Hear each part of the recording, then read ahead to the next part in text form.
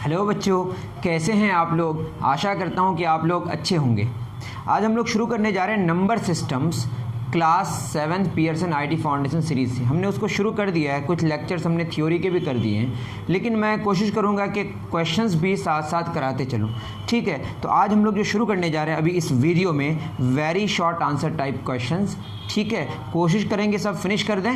देखते हैं, अगर एक पार्ट में हो जाए तो बहुत अच्छी बात, नहीं तो 2 पार्ट्स में करेंगे। ठीक है, शुरू करते हैं। पहला क्वेश्चन है ट्रू और फॉल्स का। ठीक है, क्वेश्चन है directions for questions 1 to 9 state whether the following statements are true और फॉल्स। तो 9 क्वेश्चंस ऐसे हैं जिसमें आपको बताना है कि ट्रू है या फॉल्स है। सबसे पहला क्वेश्चन क्या है, the multiplicative inverse. What does multiplicative inverse mean. Multiplicative inverse का क्या मतलब है कि एक नंबर आप अगर 5 लें, दूसरा कौन सा नंबर हो जिससे मल्टीप्लाई करें और रिजल्ट क्या दे 1, और 1 एक ऐसा नंबर है जिसको किसी भी नंबर से मल्टीप्लाई करेंगे तो उस नंबर में कोई फर्क नहीं पड़ेगा। इसको बोलते हैं हम लोग मल्टीप्लिकेटिव आइडेंटिटी। क्या बोलते हैं इसको? Multiplicative identity. ठीक है, उसी तरह 0 क्या है? एडिटिव आइडेंटिटी है। तो क्वेश्चन ये है कि 5 को कितना से मल्टीप्लाई करें कि 1 हो जाएगा। दैट मीन्स कि 5 को 1/5 से मल्टीप्लाई करेंगे तो 1 हो जाएगा। सिंपल सी बात है। ठीक है, दैट इज ये पॉजिटिव है और ये भी क्या पॉजिटिव है। सिंपल सी बात है। मल्टीप्लिकेटिव इनवर्स उसको कहते हैं जब 2 नंबर्स का प्रोडक्ट 1 हो, वो एक दूसरे का क्या होगा? मल्टीप्लिकेटिव इनवर्स होगा। और मल्टीप्लिकेटिव इनवर्स का दूसरा नाम, ये जो आप देख रहे हैं, इसका दूसरा नाम है रेसिप्रोकल। क्या नाम है? रेसिप्रोकल। या आप रेसिप्रोकल बोलें या मल्टीप्लिकेटिव इनवर्स बोलें। तो 0 एक ऐसा नंबर है, 0 को कितना से मल्टीप्लाई करें कि 1 होगा, तो ये आप कहेंगे कि 0 को आप किसी भी नंबर से मल्टीप्लाई करें 1 हो ही नहीं सकता, वो 0 ही देगा। दैट मीन्स 0 का मल्टीप्लिकेटिव इनवर्स एग्जिस्ट नहीं करता। या आप कहेंगे जैसे 5 का 1/5 हो गया तो 0 का बोलेंगे आप 1/0 1 होगा, लेकिन ऐसा पॉसिबल नहीं है क्योंकि 1/0, 1 को आप 0 से कैसे डिवाइड कर सकते हैं? 1 रुपया है, 0 बच्चे आप डिवाइड नहीं कर सकते हैं। या 0 का टेबल में 1 कभी भी आने वाला नहीं है। तो सिंपल सी बात है, 0 एक ऐसा नंबर है जिसको किसी भी नंबर से मल्टीप्लाई करेंगे तो 1 नहीं देगा। दैट मीन 0 का मल्टीप्लिकेटिव इनवर्स या रेसिप्रोकल एग्जिस्ट नहीं करता है। तो ये कहना सही है कि the multiplicative inverse of 0 does not exist. ये ट्रू है।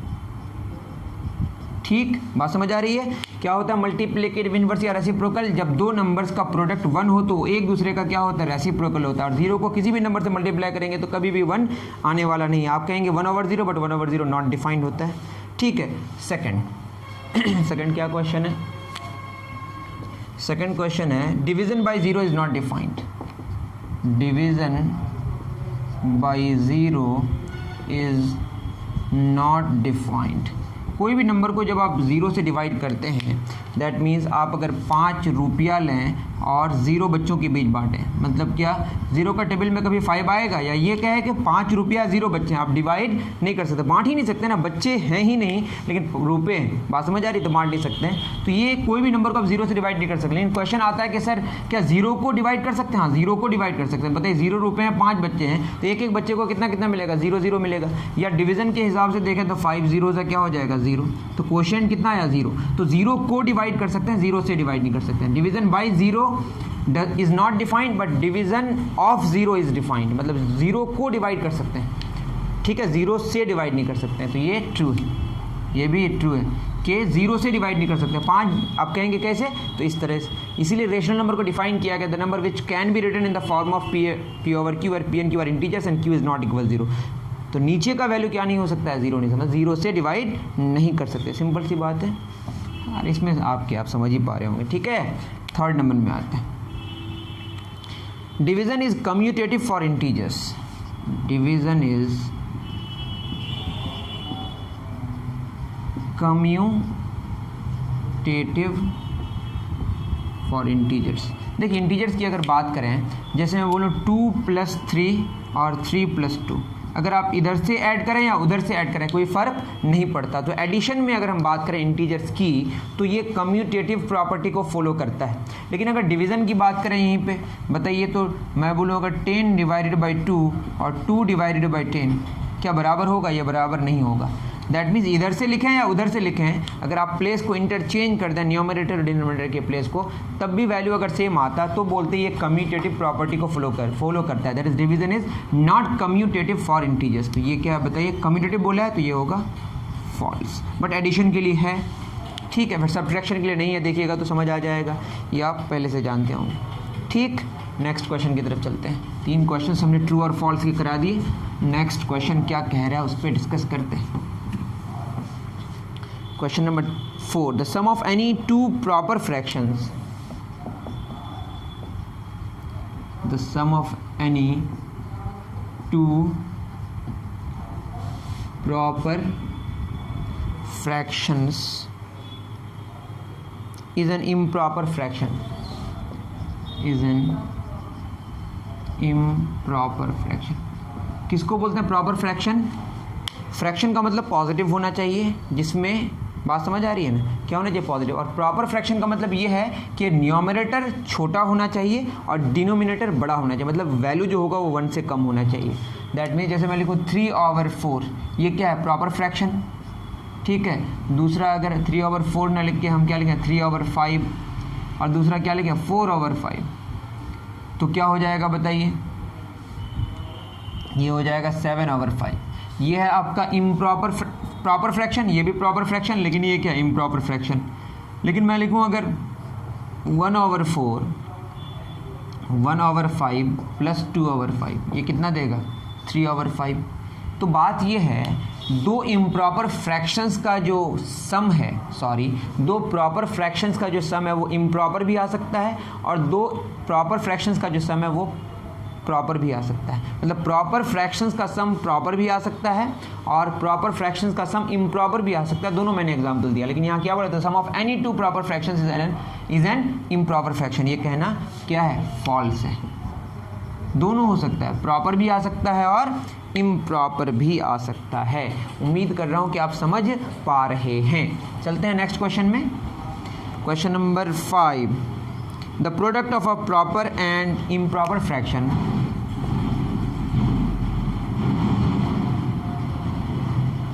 proper and improper fraction is less than the improper fraction।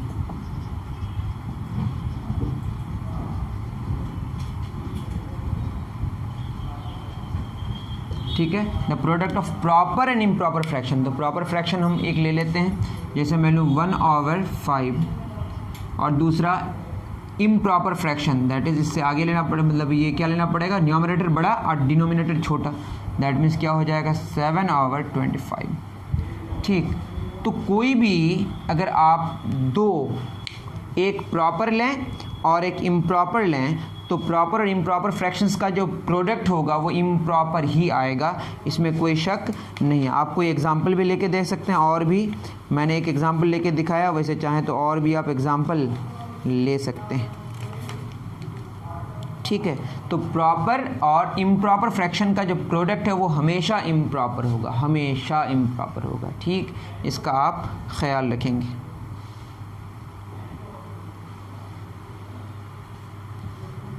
ठीक है,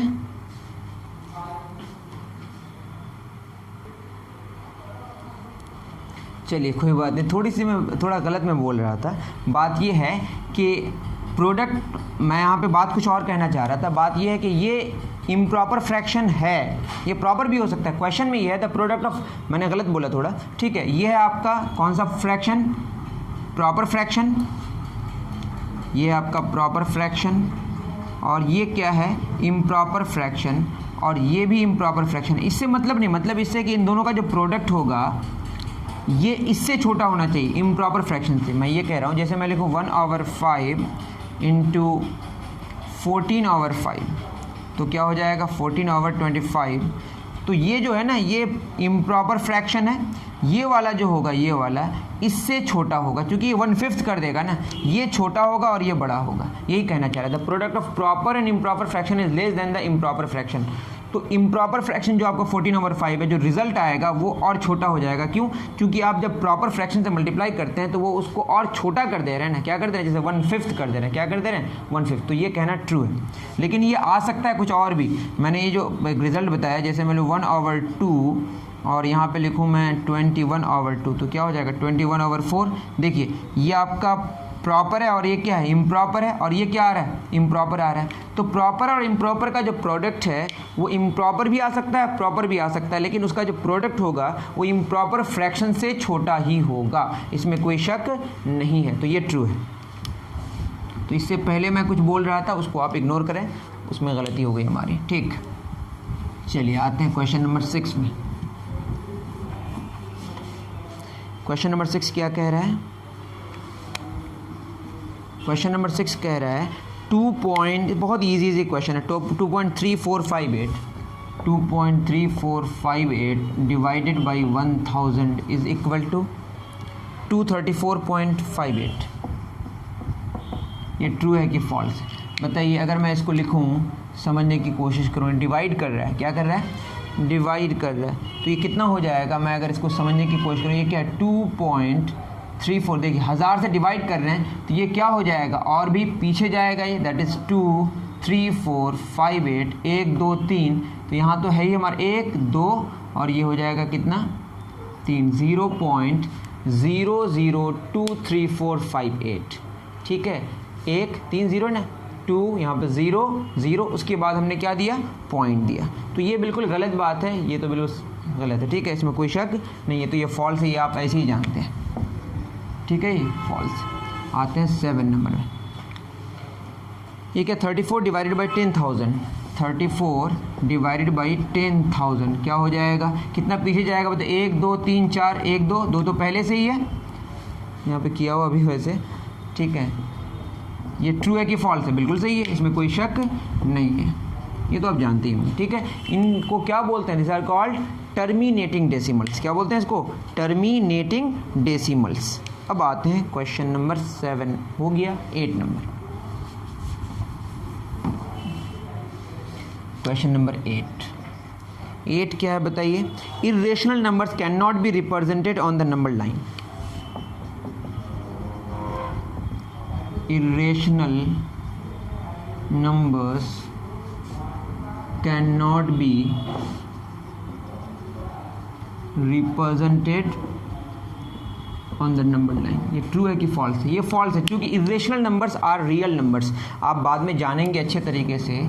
रियल नंबर्स की दो किस्में हैं, क्या क्या? एक होगा रेशनल और एक होगा इर्रेशनल।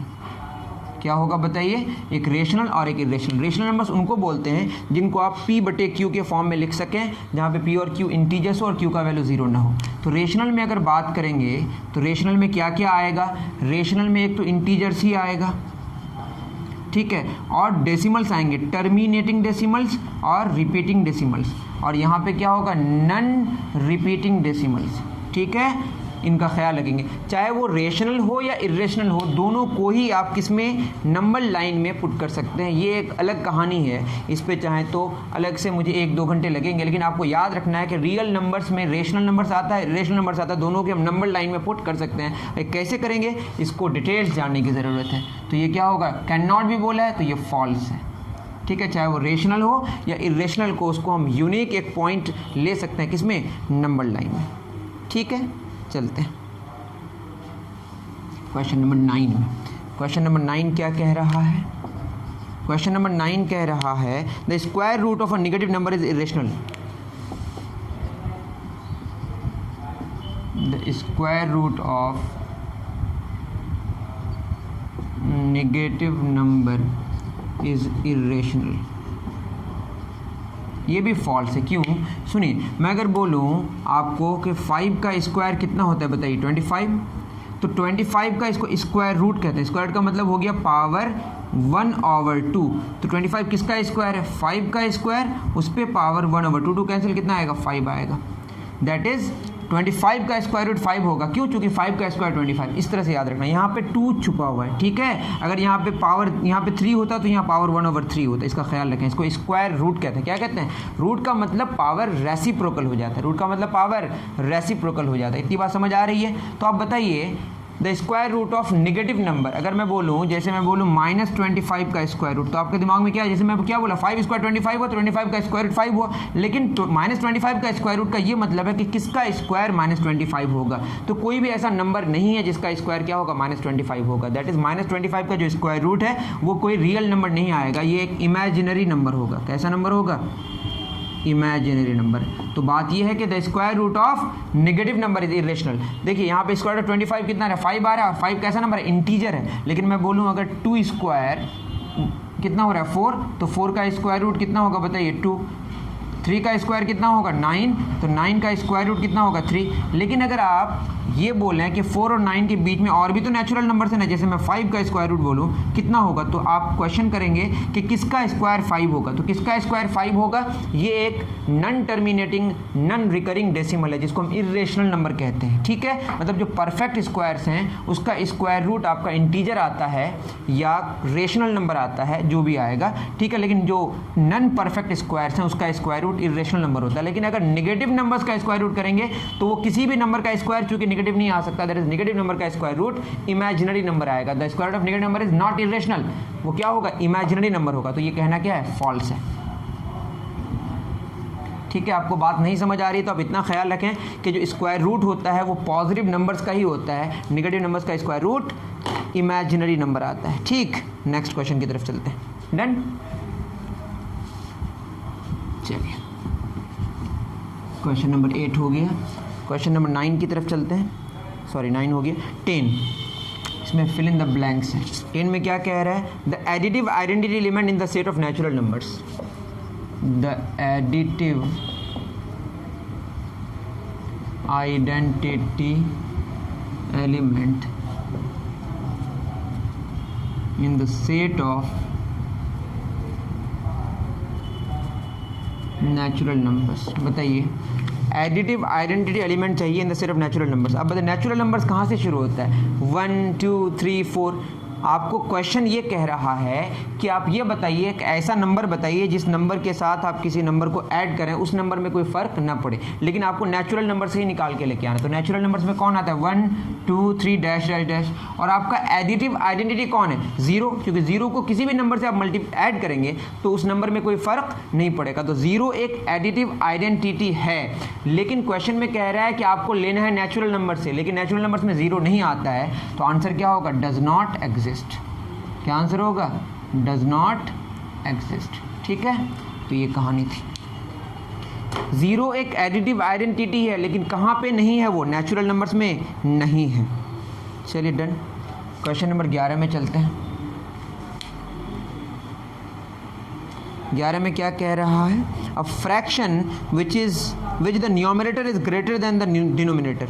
ये सब क्वेश्चन तो बेकार है। A fraction which is in which the numerator is greater than the, numerator जिसमें बड़ा उसको बोलते हैं हम लोग improper fraction. The sum of integer and a proper fraction is mixed fraction. ये सब आता है आपको। The product of 2 proper fractions is always, 2 proper fractions का जो प्रोडक्ट है वो हमेशा प्रॉपर ही रहेगा। आप एग्जांपल लेके दे सकते हैं। 0.2 इंटू 0.3, इसको भी मैं नहीं कर रहा हूँ। The decimal form of proper fraction whose denominator is a multiple of 3 is recurring decimal.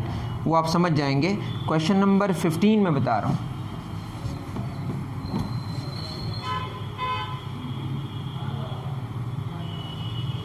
एक प्रॉपर फ्रैक्शन है, जैसे मैं बोलूँ यहाँ बोला 1/3 1/6, इनके जो डेसिमल फॉर्म्स होंगे वो किस तरह के होंगे, इनके जो डेसिमल फॉर्म्स है वो किस तरह के होंगे, वो क्या होगा बताइए। जैसे मैं बोलूँ 1/3 इसको आप निकाल के देखिएगा तो 0.333 चलते रहेगा।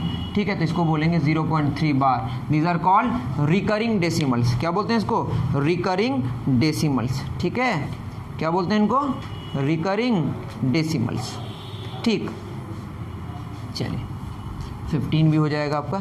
16, इस क्वेश्चन को हम समझाने की कोशिश करते हैं। ये क्या है देखिए, 1.999 डैश डैश डैश। ठीक, ये क्या होगा, तो ये एक आपका, आप खुद सोचिए, पॉइंट के बाद 999 रिपीट कर रहा है। These are called recurring decimals या रिपीटिंग डेसिमल्स। टर्मिनेट नहीं कर रहा है, नन टर्मिनेटिंग रिकरिंग डेसिमल। ठीक है, इसको मान लेंगे कि ये x है।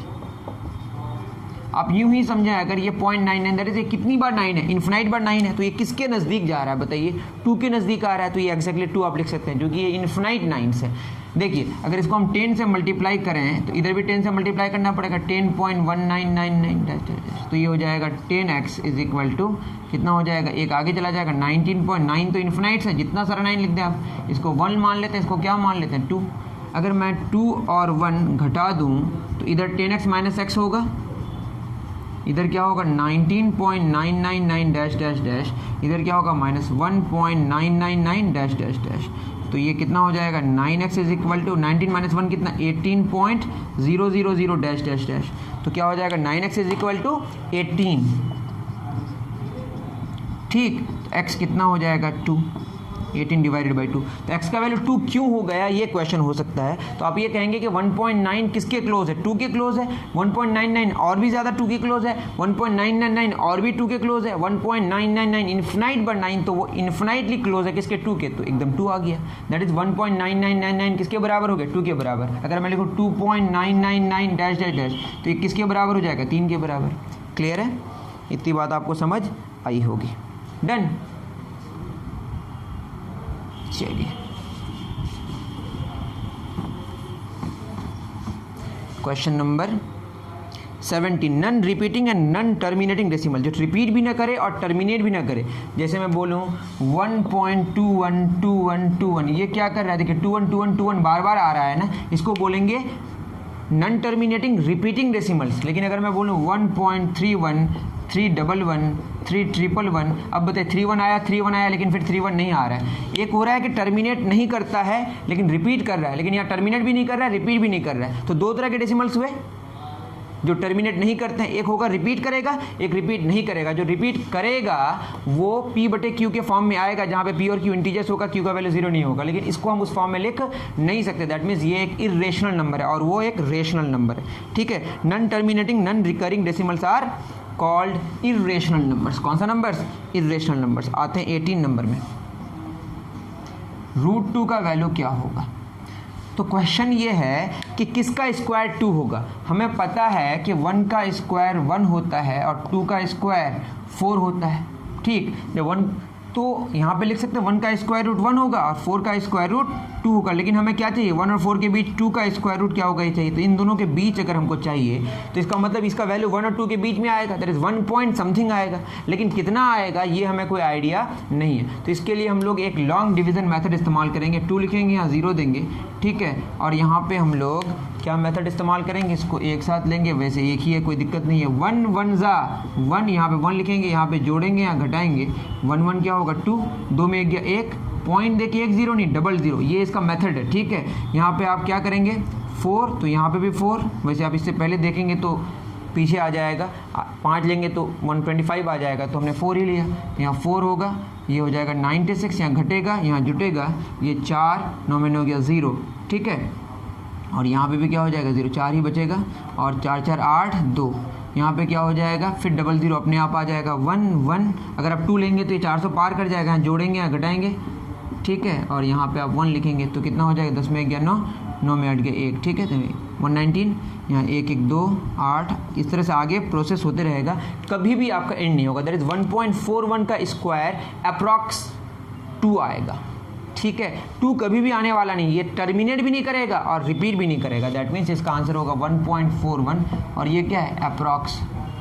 इसके बाद कुछ भी आते रहेगा, न तो टर्मिनेट करेगा और न ही रिपीट करेगा। ठीक है, और ये मेथड है इसका बनाने का।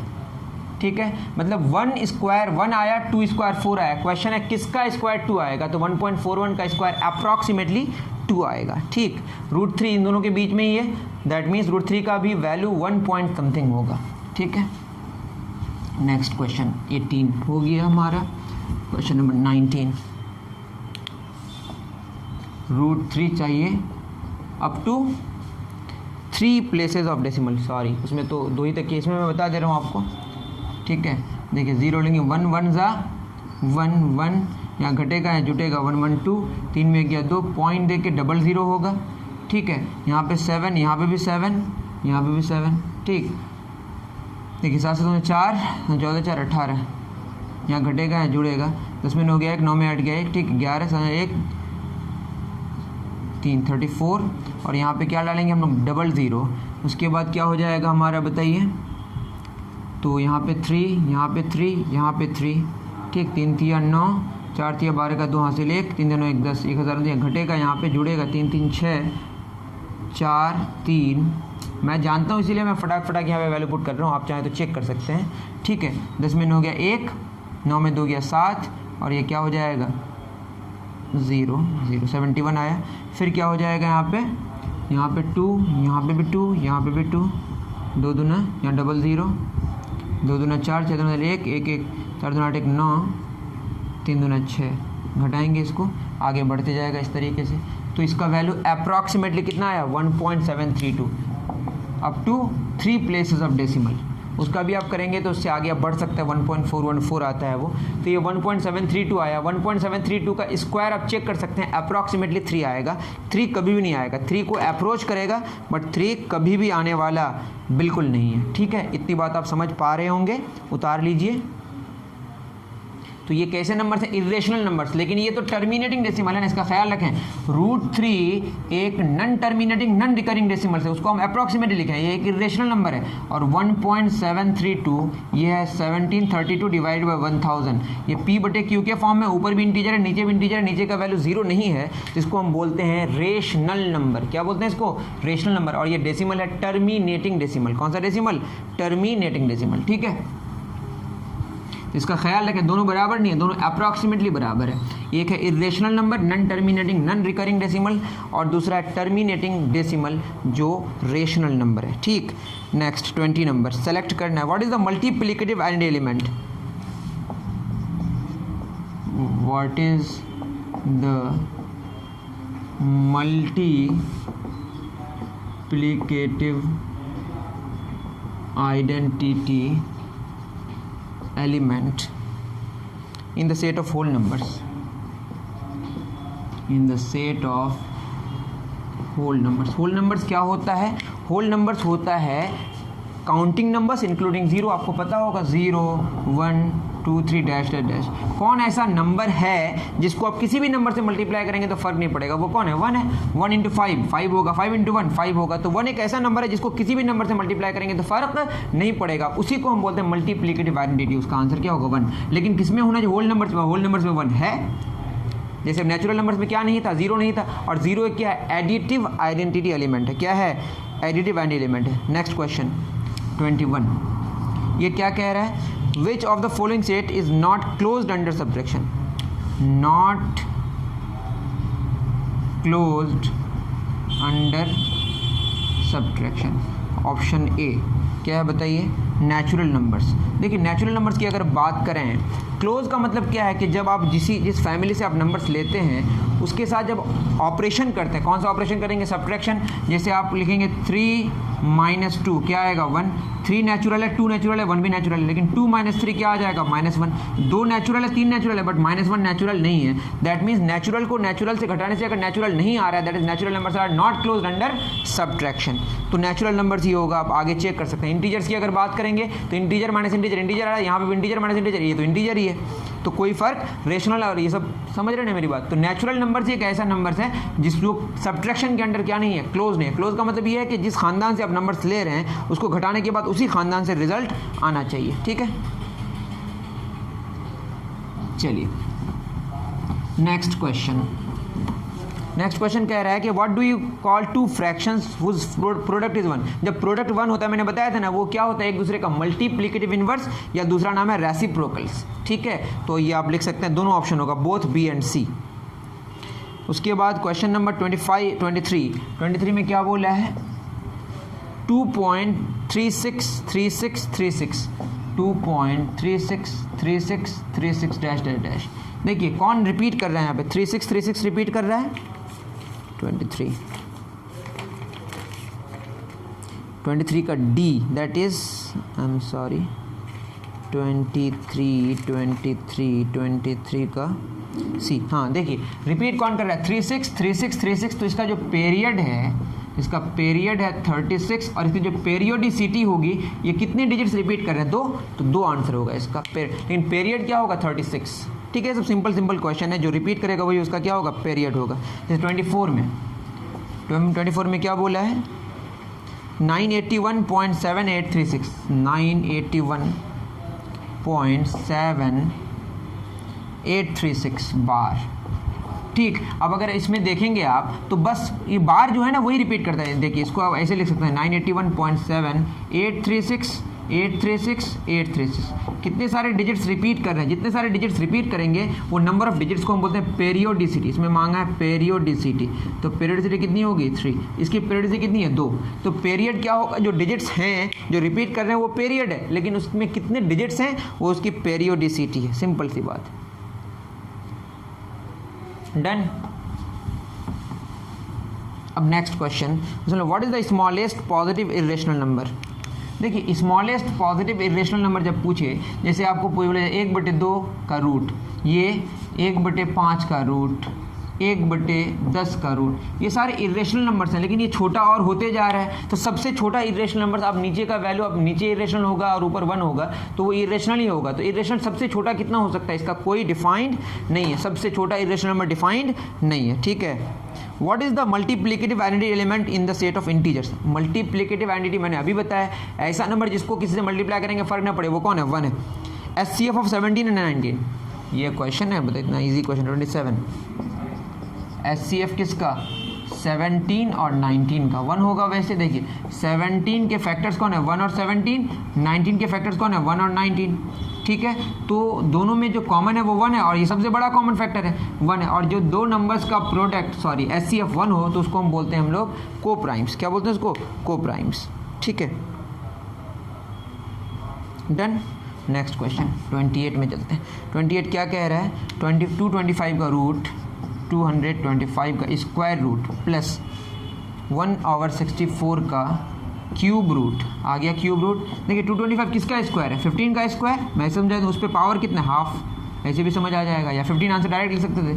1/64 किसका क्यूब है 1/4 का क्यूब, 1 का क्यूब 1 और 4 का क्यूब 64, उस पर पावर कितना 1/3, 3 कैंसिल, यहाँ 2 कैंसिल, कितना आंसर होगा 15 प्लस 1/4। ठीक है, 15 होल नंबर कितना हो जाएगा 1/4, ऐसा भी लिख सकते हैं। सिंपल सी बात है। मतलब किसका क्यूब, ये समझ रहे हैं, क्यूब रूट का मतलब पावर 1/3 और स्क्वायर रूट का मतलब पावर 1/2। यहाँ पे 2 लिखना ज़रूरी नहीं है, लेकिन क्यूब रूट में 3 लिखना यहाँ पे ज़रूरी है। ठीक, तो ये क्वेश्चन नंबर 28 इजी क्वेश्चंस हैं। डन। चलिए अब चलते हैं 29 में। The LCM of 2 numbers is 30 and the product of 2 numbers is 150। LCM of 2 numbers मतलब ए और बी लिख दे रहे हैं हम। ये कितना है बताइए, ये 30 and the product of 2 numbers 150। ए और बी का जो प्रोडक्ट है वो कितना है 200 150। ठीक है, तो HCF मांगा है। आप याद रखें कि HCF और LCM का जो प्रोडक्ट है 2 नंबर्स की बात करें, अगर कितने नंबर्स की बात करें, एग्जांपल भी ले सकते हैं। जैसे हम बोलें 6 और 8, इसका LCM क्या होगा।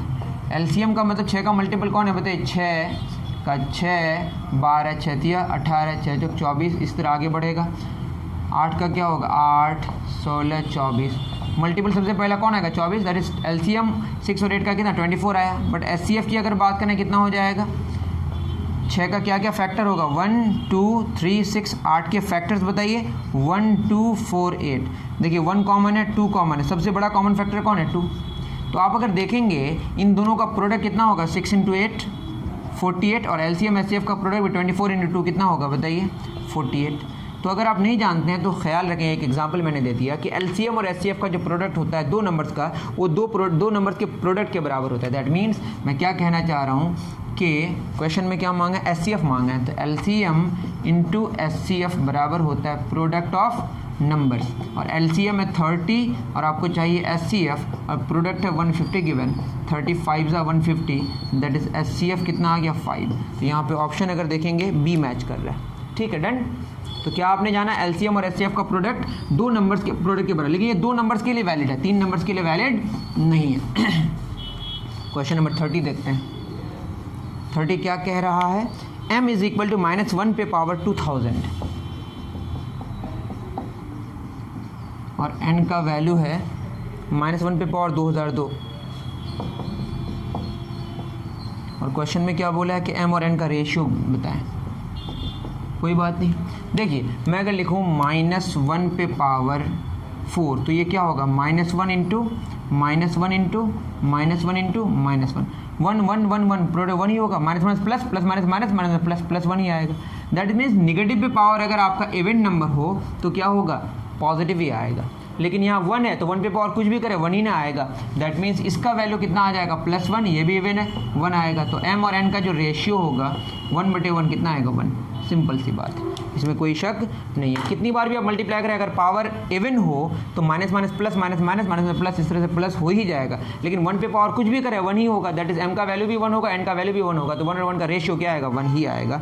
That means option B match कर रहा है। ठीक, तो ये थी कहानी किसकी, very short answer type questions की। उसके बाद हम लोग कोशिश करेंगे कि शॉर्ट आंसर टाइप क्वेश्चंस करें और आप फिर पढ़ाई करते रहें, और आपको अगर पसंद आए तो अपने दोस्तों को शेयर करें। मिलते हैं नेक्स्ट वीडियो में। Thank you very much.